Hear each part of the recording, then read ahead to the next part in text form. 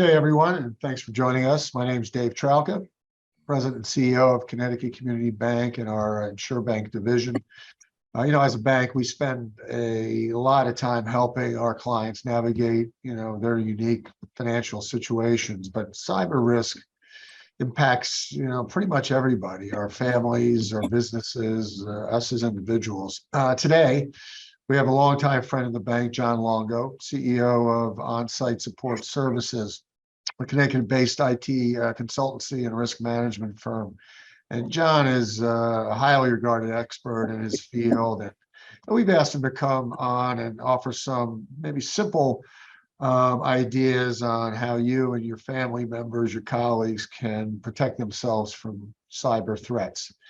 I think the biggest mistake people make is that they don't think it will happen to them. Either they think they're too small, they're hidden away in a small town in Connecticut, perhaps nobody will find them, but we found that not to be the case. So John will shed some light on this and some other things. And John, thanks as always for being here. Well, thanks a lot, Dave, and thanks for having me, and welcome everybody. And it's a pleasure to be here.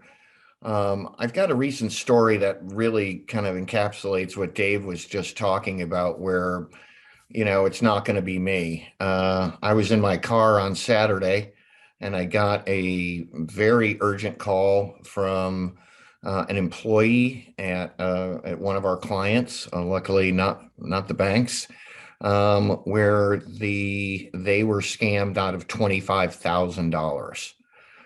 This was a very creative, yet effective way to steal money. The threat actor, or the bad guy, as I like to call him, posed himself as a Bank of America employee, and said that a $25,000 deposit had mistakenly been put in their account, and made the individual log on to gave him a link, logged on to a fake Bank of America account where they showed the deposit into his account.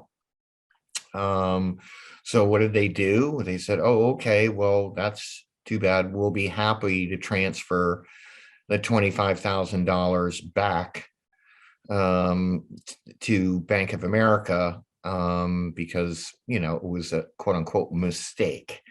Well, it wasn't Bank of America. The transaction went to a Chinese church, and the money's gone, and those consumers are out $25,000. Now, there's a ton of mistakes that were made there, and we'll go through some of the most common attack vectors and the most common techniques that we see from a consumer perspective, and give you some tips and some tricks to make sure that you simply aren't the low-hanging fruit. And if there's anything that you get out of this presentation, it'll be some very simple things that you can do that are not time-consuming, that will certainly help you reduce the chance of you being a victim of cybercrime. So I want to go through some of the numbers here because they're alarming. There's no other way to put it. And, the sources of this information, as you screen, are from the FBI and the Internet Computer Crimes Division of Homeland Security, and then a variety of different security firms, well-respected security firms that are in the business of helping to protect you, or in the business of helping to protect customers, clients, businesses, organizations, towns, cities, states, governments, the military, etc. So the first number, which is very alarming, is 1 out of 3.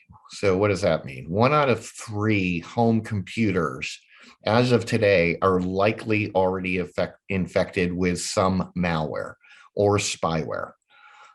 That's pretty alarming. And we'll go through the reasons as to why that number is so high. So, let's bring it down to real world. If you've got 3 computers in your house, the likelihood is that one of those has got software on there that you didn't install, that was installed by others without your knowledge, that potentially is spying on you, that is intentionally capturing your keystrokes and looking for you to log into your accounts to be able to gain access to them. So pretty scary number. The next number, 39 seconds, is also pretty alarming. Every 39 seconds, there's a successful attack on a consumer. Every 39 seconds, a consumer's accounts have been hacked. That if we look at that and look at the number of attacks that we see every day worldwide, the number is stunning.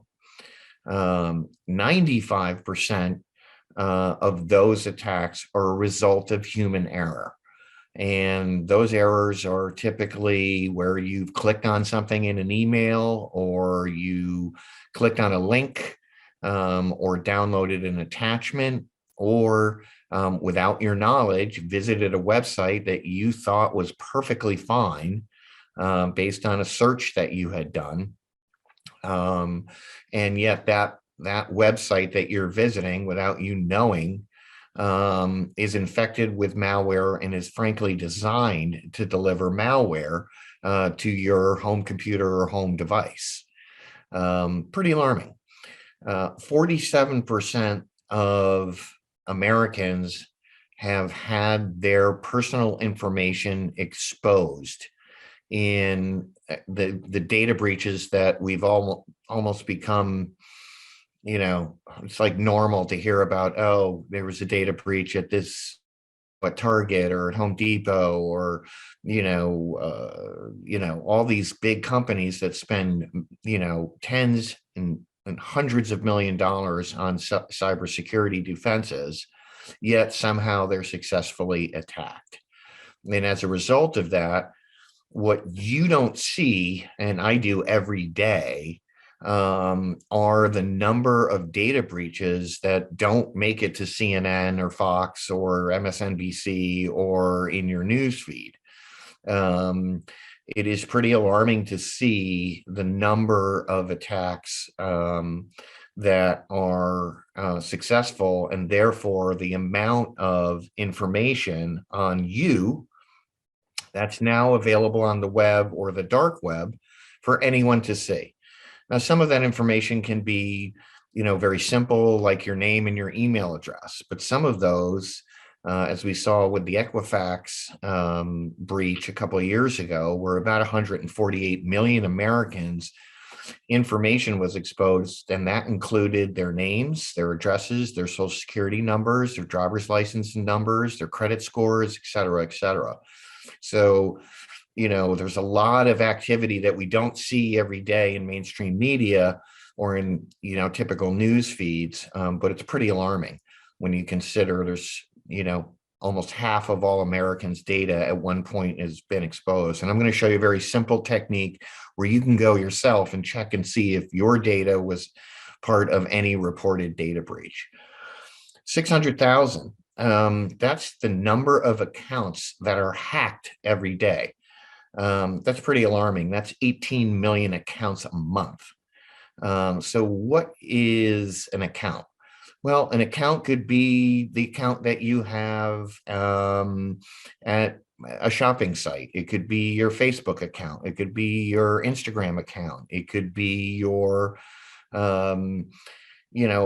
financial accounts for your 401k or your checking accounts. That level of hacking through bad passwords and other techniques is where this 600,000 accounts hacked every day comes from. So you would think that, millennials would be pretty hip and smart to, to some of the hacking that's out there, but 44% of millennials have been a victim of online crime in the last year alone. That's a pretty alarming number. And so what does that really mean, online crime? That means that, their credit cards have been compromised, their finances have been compromised, their identities have been compromised. So again, a pretty alarming number. And of that 44% of millennials that have been a victim of cybercrime just in the last year, 31% of them use the same password on multiple sites. And this is very common across the entire spectrum of all age groups. The estimates are somewhere in the 40 to 45% range that people use the same password for multiple sites. So if you think about it for just a second, let's say you have a terrible password and, password 123.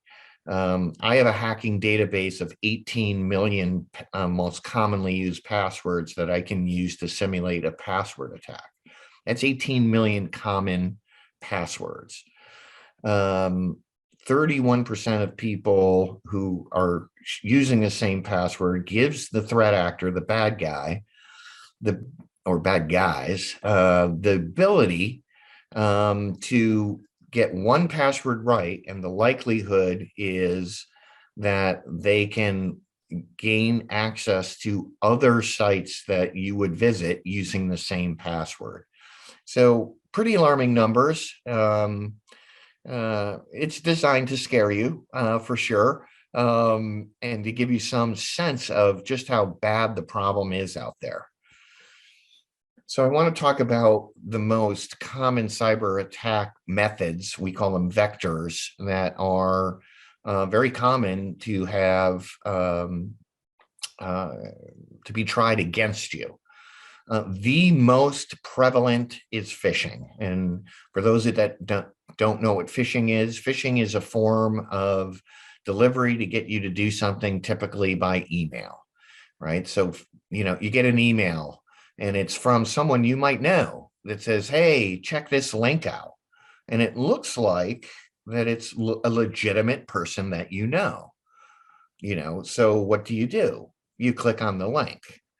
The link then typically brings you to a website or that is infested with malware that is going to very, very quickly, within nanoseconds, be able to determine what kind of computer you have. Is it up to date? Is it patched? Do you have any vulnerabilities? And then install malware that can do a variety of things. So phishing is typically still at about 80% of most successful cyber attacks. They start with a simple email to you from someone your mom, your sister, a dear friend. And you're like, well, how does it come from my mom or my sister or a dear friend? Well, in some cases, the bad guys have taken over your sister's account or your mom's account or your good friend's account, and they don't even know it. So it is legitimately coming from your mom, your sister, or good friend. But that link is a malicious link, or that attachment, like here's the copy of, Sarah's, graduation certificate for dance class. Who's not going to be, enticed to open that, right? So phishing is the most effective way, and we all get so much spam, and it's hard to, kind of categorize the good stuff from the bad stuff. But you need to pay attention.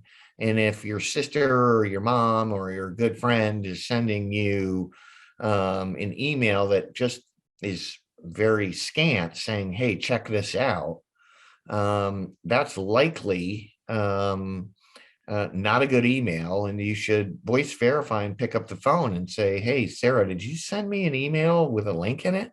And likely she's going to say no. And then that her account has likely been compromised, and they have her email password and can send out email on her behalf, looking like it exactly came from who it should come from.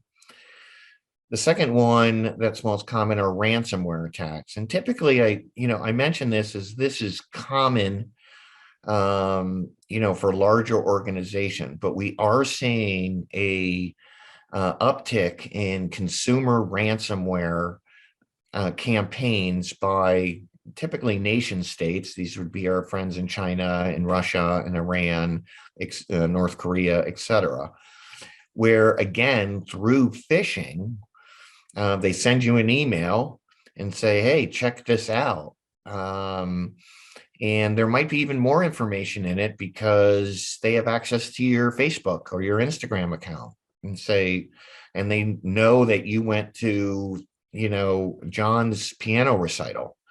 And they're like, check out this video from John's piano recital. Who's not going to click on that? But once you do, it downloads ransomware, encrypts all your files, and basically makes your computer useless. And then they want payment to give you your data back, which of course you should never pay. Malware. What is malware? There's kind of this confusing thing, like what's a virus, what's a Trojan, what's a malware. Malware is the kind of big envelope of bad software that can be installed on your computer. So, those include viruses, those include spyware, those include software programs that are designed to capture keystrokes. Those are software that is designed to make to take over your computer and copy and or remove your data. So malware is kind of the big picture of class, but there are very specific and narrow attacks that are underway every day to install malware. And if you remember from the previous slide, 1 out of 3 home computers are infected with malware. Data breach. As you know, these bad guys are typically going after data because they can use this data to do a phishing campaign. They can use this data to do a ransomware campaign. They can use this data to do a malware campaign. So data breaches are so common. As I mentioned before, large organizations with 100 guys like me on their staff are still breached every day. And the website that I put on there, they have I been pawned.com, is a great little tool and website that you can go to. You can put your email address in and hit find, and it will list if your email address has been exposed in any reported data breach. Now, of the reported data breach, the data around it is that only about 70% of data breaches are actually reported. Why? Well, it's embarrassing. There's reputational risk for the organization. And typically, as you may have seen in the news, you'll see a news article about a data breach at a company, but that news is 3 months old. So this is an opportunity for you to see if any of your personal data and email was part of any data breach that's been reported, and at what level was your information released? Was it just your name? And, is it your LinkedIn password was, compromised? Was, your Evite had a huge hack a couple of years ago. LinkedIn has had hacks, successful hacks. So, and then there are data aggregators, people that just collect data to sell to marketing firms to send you, spam basically. And they aggregate the data, and some of those large data organizations that, data mine for public information, which is available on all of us. Just search yourself in Google and you'll be surprised at what's out there. It's pretty easy to create a personal dossier on someone just using Google. So you'll see that some of the data sources that are listed under your email address, you're like, I don't know who this is. Apollo, who's Apollo? I don't have an account with Apollo. And Palo is a marketing organization that collects data, and their servers were compromised and the data was stolen. The fifth one on the list here, phone scams, imposter. The example I gave at the start of this presentation was that alleged Bank of America employee calling and explaining in, perfect English, pleasant and knowledgeable, and attempts to build confidence, to call you. We all get a lot of junk phone calls every day.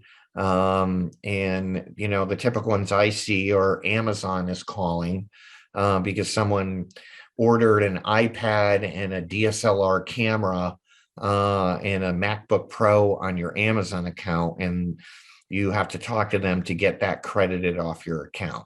Amazon will never call you and alert you of fraud on your account. So you need to be careful that these imposters using the telephone are out there, and it happens every single day. So let's get into so what can I do? Patching is a term that's used a lot in our industry to make sure that your computers are up to date and your software is up to date. Many of you have, Apple products, iPhones, for example, and you may notice from time to time that, a little pop-up comes on your phone that says, there's a new version of iOS for your iPhone. Would you like to install it now? The recommendation is always, yes, install it. Typically, those updates have security patches in them that kind of plug some vulnerabilities that Apple or other security researchers have found. So it's not just patching your computer if you run Windows at home and there's a security update or a Windows patch for either Windows, or if you're using Microsoft Office, or if you're using QuickBooks at home because you run a home business, or any opportunity to make sure that your software and your operating system are at the current version is going to give you a much lower chance of being successfully hacked. The data is pretty clear on patching that if you stay diligent with just patching your computers and your mobile devices, a mobile device, to me, a phone is a computer. It does everything my computer does, just smaller. And about 70% of most people use their phone over using their PC on a daily basis. So you can reduce your risk by almost 70% by simply patching. So the bad guy somehow even gets you to a website that he wants you to get to. The first thing that they're going to do is to look at your computer and see if you're patched, and if those vulnerabilities that are usually plugged during this patching process, if that's been done, they'll just move on to find the next guy that doesn't have any patching done on his software or operating system. So patch your mobile devices, whether it's an iPhone, an Android, doesn't matter, tablets, PCs, Macs, laptops. But there's a second level of patching that most people don't ever do. And this relates to their networking products at their houses. So many of you have a router, a wireless router in your home. This is how you get wireless through your home. This is how you attach your devices to the internet. Well, those devices as well routinely have security updates associated with it. There's software running on these hardware, and it's referred to as firmware, but it's basically software running on your wireless router. If you've got a wireless router at home that you bought at Best Buy to, that has better antennas so you get better coverage at the house, then go ahead and patch that, log into that, excuse me, and patch it. Patching your home networking equipment is extremely important. I want this to not be just kind of a presentation, but so if you have questions along the way, you can submit the questions. Marie can read them off to me, and I'm happy to answer them, during the presentation. I'd like this to be more of a conversation than just me just spouting all this information. So I'm sure you have questions, so please don't hesitate to ask them at any time. And we usually need one question, and then break the ice, and then I get 40 questions. So the next thing that you can do, and it's very effective, is to back up your data. The thought of either a piece of hardware failing or a successful cyber attack where you no longer have access to your data, which would be spreadsheets and PDFs and pictures and videos and all that stuff. People panic when they realize that their data is gone. So one of the things I say all the time, at the corporate level, is it's not a question of if you're going to be successfully hacked. It's a question of when you're going to be successfully attacked. So what do? So let's assume you do everything right, yet you're still hacked, or someone made a mistake, human error, which is, 95% of all successful attacks are based on human error. And then your data's gone. Well, if you have a backup of your data, then you're good. You can at least recover and not lose your life, so to speak, your digital life.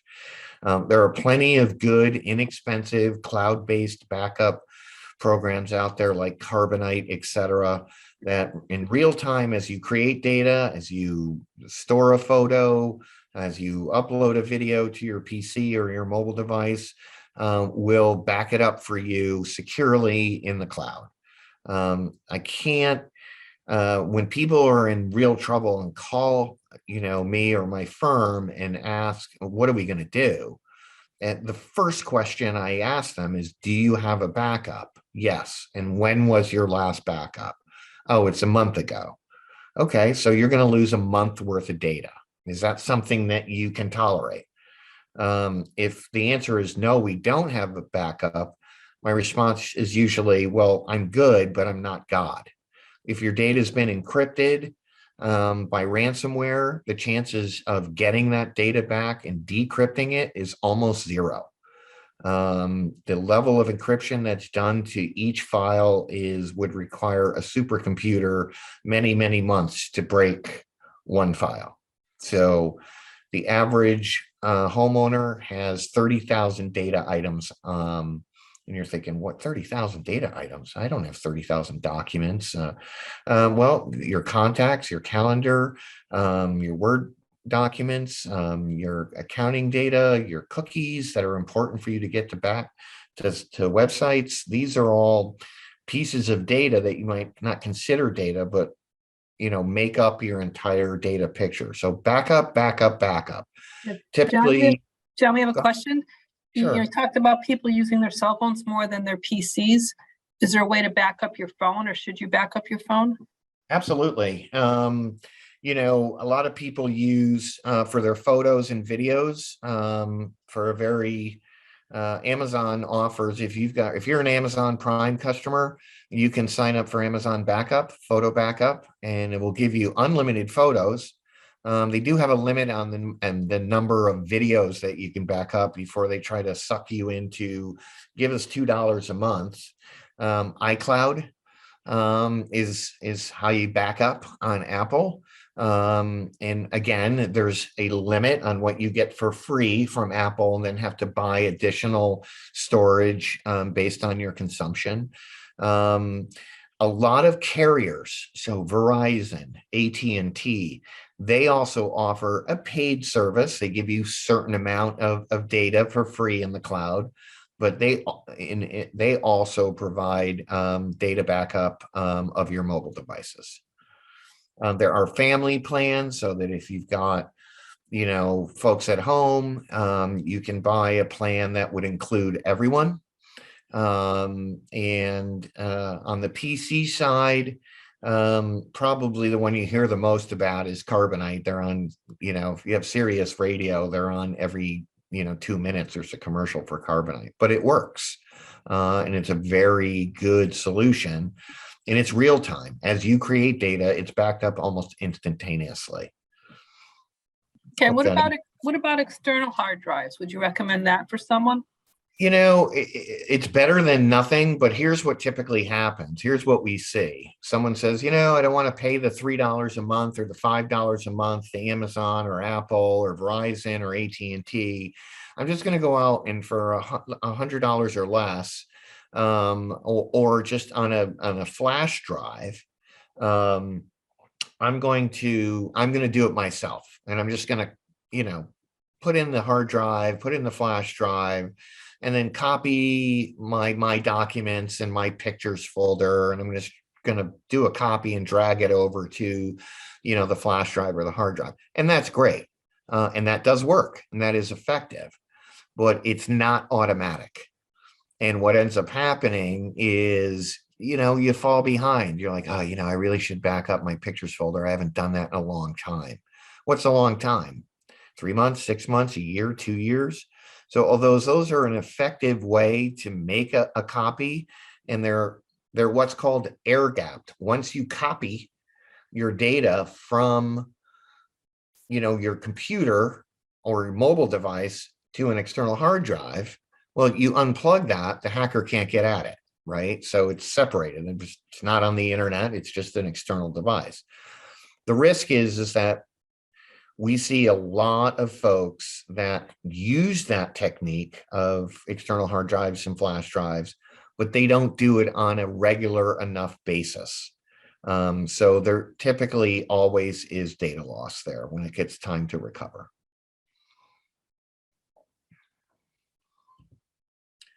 So wireless, let's use it safely. We all join wireless networks at the airport, Panera Bread, Starbucks. There's free Wi-Fi almost everywhere.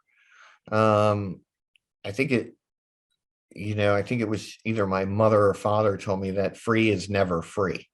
There's a cost there, and these folks that provide free wireless access for you don't care about security. They're like, listen, if you want to get to the internet, here's our Wi-Fi network. You might have to agree that you're going to use it responsibly, but you can get on a Wi-Fi network almost anywhere. I also can be in that same Starbucks that you are, and I can broadcast another wireless network that you might just see in your available wireless network that says free Starbucks Wi-Fi. And when you join that wireless network, you're actually joining my wireless network. And I now have access to your computer. So how do you use wireless safely? Well, if you're just browsing the internet, if you're not going to sites that require a password, if you're not doing any financial transactions, and you're just reading your news or something like that, that's fine. But as soon as you cross that line and have to enter a single credential, you should not use public Wi-Fi, period. So what do? Your kid calls you, you're in the airport, and he's like, Dad, I need $100 transferred to my account. A couple of things, a couple of techniques that you can use. Most data plans for most phones allow you to use your mobile phone as a mobile hotspot. Very quick, very easily. It's your Wi-Fi network. It's not shared. No one else can gain access to it unless they can guess the password. So that's one technique. Set up your phone as a mobile hotspot, join that wireless network, and then go ahead and do your financial transaction and wire your son $100. The second thing to use, and you see this now on TV, and it's very confusing because no one understands what the heck it is. You see a lot of commercials for products like NordVPN and SafeVPN, all these VPNs. And, the assumption is that everybody knows what a VPN is. What a VPN is a little piece of software that goes on your computer. It does cost money. It's a few dollars a month. And it allows you to join a public Wi-Fi network at Starbucks. I don't pick on Starbucks. It's just easy.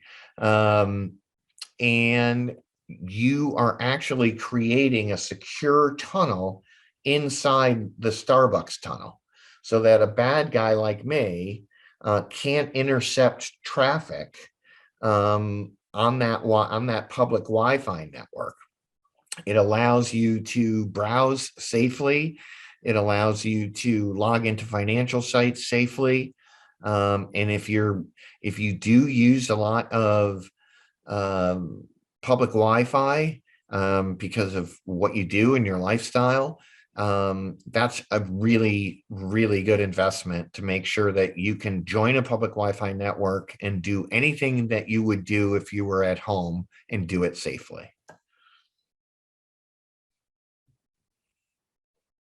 Anti-malware. So typically it's called, most people know it as antivirus. Antivirus or anti-malware software programs are absolutely necessary.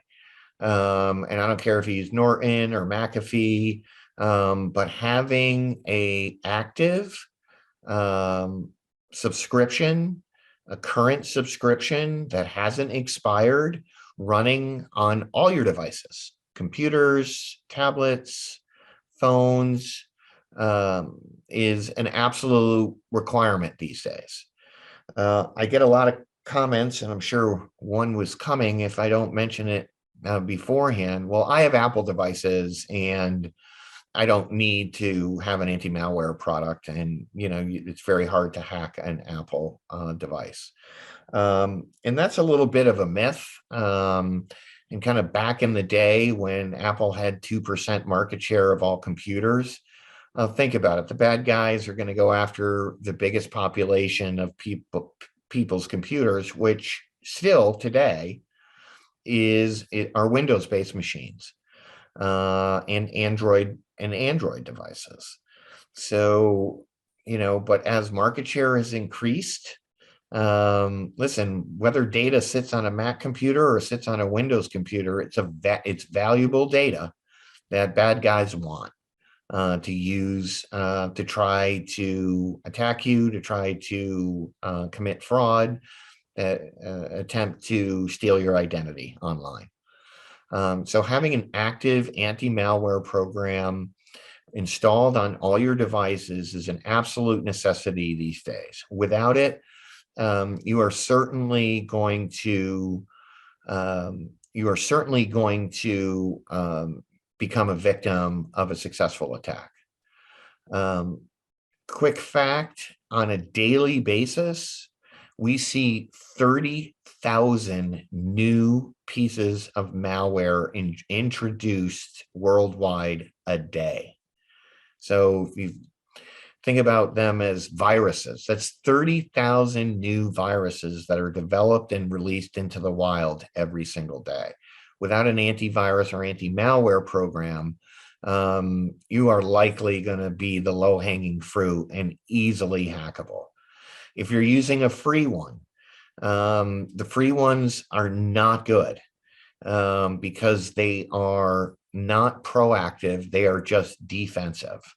They can be used to clean malware once you got it, if you're lucky.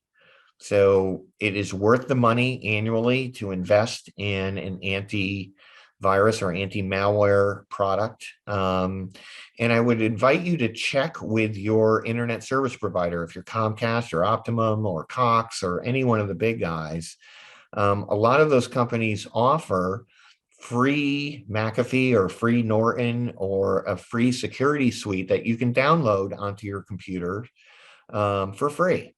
And typically include multiple licenses because they know there's typically more than one person at a home. So check with your internet service provider and see if there's anything that they offer for free. Like in a lot of cases, the answer is yes, they do. You just didn't know about it, and they didn't, let you know about it. But there are security tools that are available from a lot of ISPs. Hey, John, and what about my cell phone? Does a cell phone need to have malware installed on it? Yeah, I mean, again, if we take a look at one of the stats that I talked about earlier, 70% of people compute with their phone. And what's on your phone? Well, all your passwords, your contacts, sensitive documents, history of where you go. So having an anti-malware, to me, this is not a cell phone. This is a computer.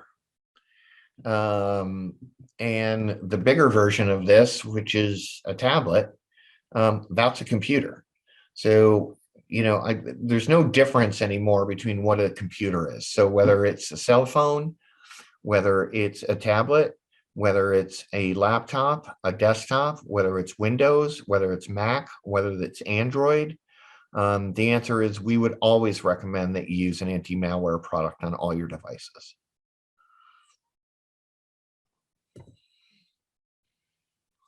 So I wanted to give you an example. This is a screenshot that we took from a customer on a very large ransomware attack that I got called into to do some forensic analysis.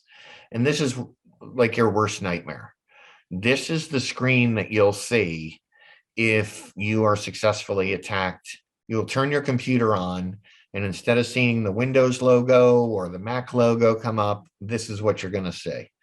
And as you can see, they are trying to get you, they've encrypted all your data. You have no more access to your computer. But for the low price of, in this case, it was $300 worth of Bitcoins, they'll send you the decryption keys to get all your data back. Now, the tendency would be like, listen, for the hassle, $300 seems worth it. This is a very low ask at $300. Typically, we see the average to be around, for consumers, to be around $3,000. And, if they make it too high, they won't be successful, So we see it, kind of all over the place, but it also depends on how much data they have. And in a lot of cases, they can modify the screen and say, we have all your spreadsheets, we have your QuickBooks data, we have your document called My Passwords. That is, it's going to increase the price. You should never pay the ransomware. The FBI says never pay. Homeland Security says never pay. I say never pay. If we keep paying these guys, then they're going to have an incentive to continue to do this. If you've got good backups, then you do have your data preserved. The problem is that if you were to pay the ransomware and get the decryption key and get your data back, the likelihood is that you will be attacked a second time. Over 70% of people that have been attacked by ransomware have a second successful attack within 90 days. Additionally, you might pay them the money and they don't send you the decryption key. Additionally, you might pay the money, they send you the decryption key, but they've already installed, without you knowing, another piece of malware that's going to trigger in 60 days. And it's silent and you can't see it and you don't know it. So, listen, if you get attacked by ransomware, the computer is basically toast. You can reformat it, bring it somewhere to have it reformatted, have Windows reloaded, and then reinstall your programs, and you've got a backup, right? And you can restore your data. That's really the advice that I would give anybody that sees a screen like this. Password hygiene, as I mentioned earlier in the presentation, we've got 44% of millennials have been a victim of cybercrime, and 31% of them share passwords across multiple accounts. So password hygiene is important. And I realize the challenge. The average American has 30 unique passwords that they use. And it's hard to imagine, okay, wait a minute, I got my bank. Oh yeah, I've got my Walmart, I got my Amazon, I got my kid's school account, I have this, I have that, I have this, I have that. It's not unusual to see that 30, and that's the average. So you might have less, you could have more. So how do we, what's good password hygiene? Good password hygiene is not sharing passwords across multiple accounts, having a unique and complex password for every account that you log into. So what's a complex password? A complex password is typically 10 to 12 characters that is random. It includes capital letters, it includes lowercase letters, includes numbers. And we're all now kind of getting forced to do that. For certain sites that we visit, you have to put in a complex password at a certain length. You can't reuse the same password in 12 months, that kind of stuff. You're starting to see that as kind of a common thing across accounts, particularly financial accounts. So now the question is like, okay, so I have a password that's capital T @ 497, lowercase e, h, capital R, exclamation point, greater than B, exclamation point. How the heck do I even remember that? And that's why people get lazy and they say, you know what, I'm just going to use, bell bottom 77 for all my accounts because it's just too hard. Or they have to write it down, or worse yet, put it in their contacts. I have a contact called All My Passwords, and they list them all there, or a Word document on their computer, or a spreadsheet on their computer. Password hygiene can be easily fixed by using a password manager.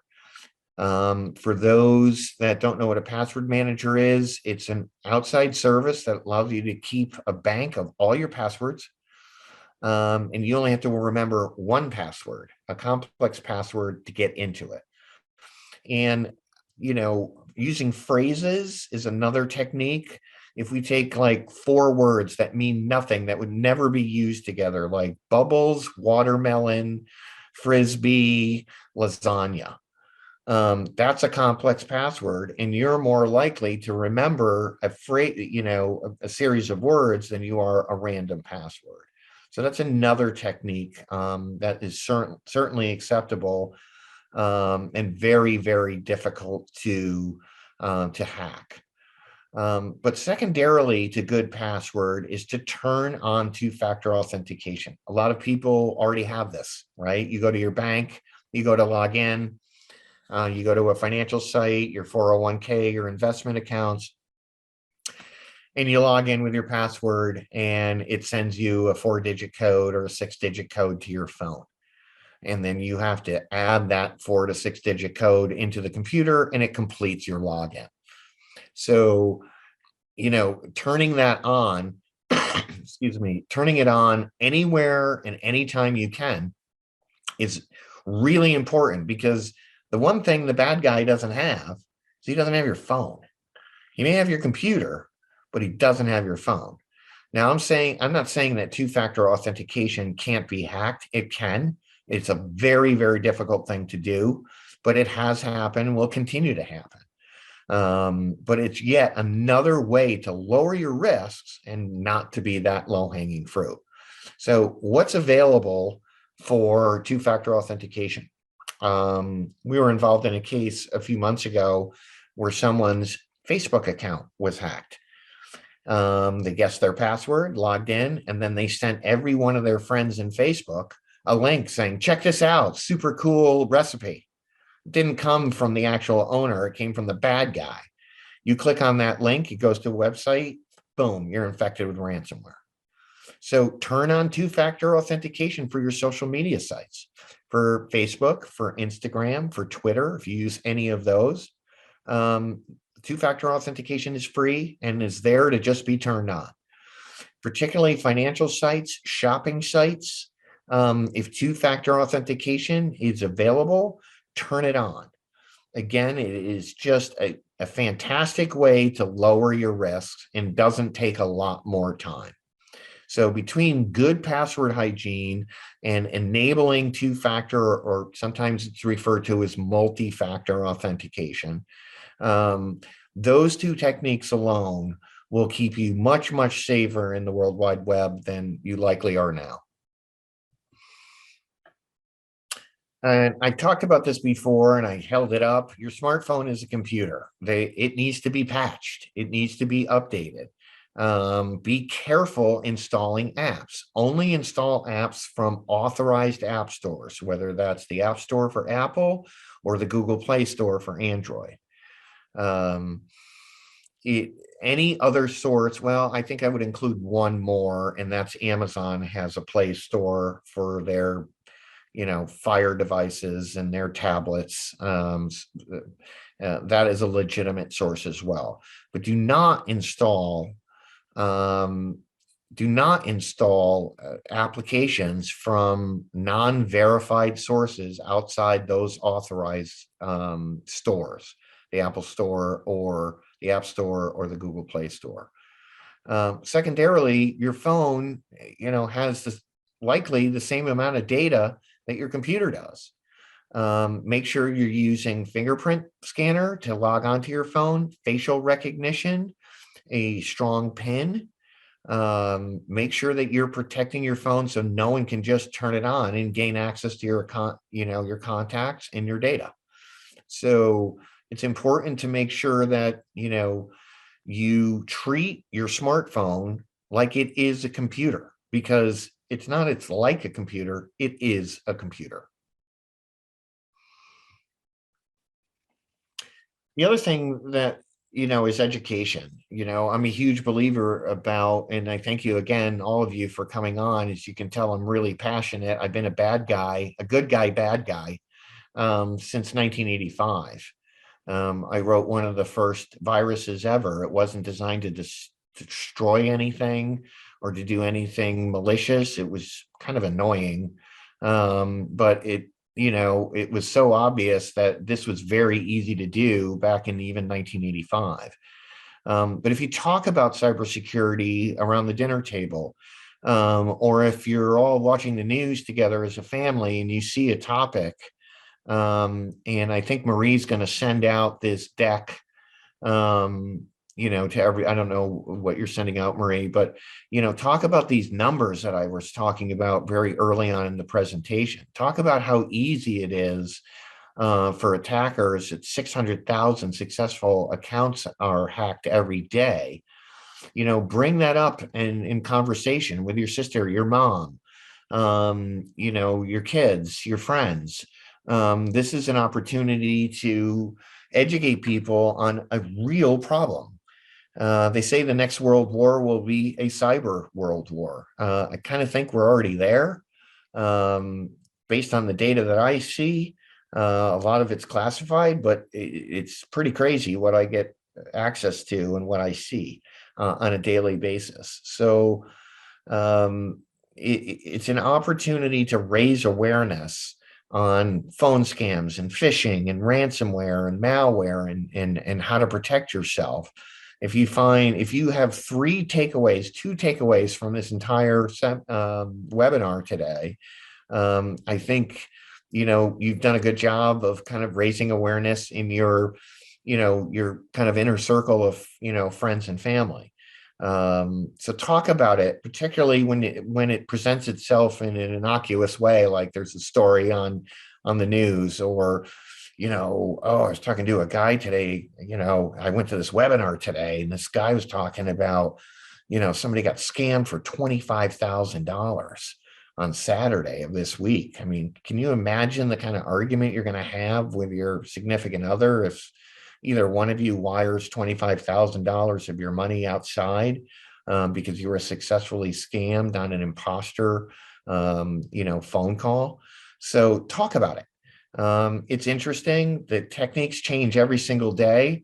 As I joke with Marie all the time and Dave, I will have a job for the rest of my life, because there isn't a single day that goes by where there isn't a new technique. There isn't a new attack vector. There isn't, it used to be, we all thought these hackers were like 14-year-olds in the basement of their mom's house, hacking away at things. These are nation states. These are criminal organizations.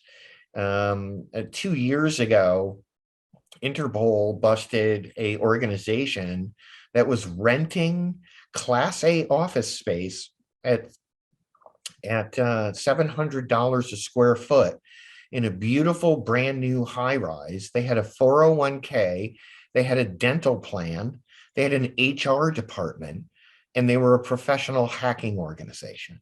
So it's big business. If it wasn't, the worldwide estimates for cyber crime depends on who you want to believe. It's between $3 and $6 trillion a year. And that's what we know. So, and likely it's much, much higher. So talk about it. It's interesting. I like it. It's kind of like goes back to my childhood, good guys against bad guys, cops, robbers, I love to mess with these guys and, catch them in the act and trace them and see them arrested. So Q&A, what do you got? Come on. With just one more question, John. I think everybody else asked why we were going along. What about the pop-up screens I see come up on my PC? Some seem to be coming directly from Microsoft. So they shouldn't be coming from Microsoft. Microsoft will never send a pop-up. One of the most common things we see on consumer machines are things called fake antivirus, where you get a pop-up screen that says, this is Microsoft. Your computer has been infected with malware, and call this 1-800 number. And you're like, well, it must be legit. I mean, who would buy a 1-800 number? This is Microsoft telling me the computer's infected. Let me call this number. And the folks on the other side are not Microsoft. And, they will try to convince you to take control of your computer. They will show you a fake file. Typically, these pop-ups, these tech support pop-ups, or, your computer is at risk, 11 risks found, those kind of screens, you should simply close your browser and restart. There are settings in your browser, whether you're using Microsoft Edge, Internet Explorer, Google Chrome, Safari, where you can turn pop-ups off. But even when that happens, there are techniques that the bad guys can use to still continue to provide, pop-ups. How do you get those pop-ups is probably what you're wondering, like, where are they coming from? So I want to get a dachshund. Me and my wife have decided we're going to get a puppy. So where do you get a dachshund? I don't know. So we're going to go to Google and we're going to say dachshund breeders near me. And we hit enter and we get this list of sites. And, we look at the list of sites and say that, this looks good. It's the top rank, like find your dachshund today at ilovedachshunds.com. Okay, cool. Let's click on that. Boom, we click on it. It may be a legitimate site, but the owner of that site may have not taken the correct precautions to protect his site from bad guys installing malware on his site without his knowledge, so that anybody that visits that site could potentially receive malware. So you likely are getting it from visiting sites that have been infected. On an average day, the data indicates that we have 40,000 websites are hacked every day. 40,000 every day. This could be the local pizza restaurant. I worked on a case a couple of months ago where someone at work was like, what do you guys want to do for lunch? Let's get a pizza. So they went to the local pizza restaurant website that they had gone to before. And all of a sudden, all the bells and whistles and the firewalls and the anti-malware were all popping up saying this, this site is trying to install malware. Oh my God. The pizza shop owner had no idea that his site had been taken over by cyber criminals, and they were attempting to use that website to deliver malware.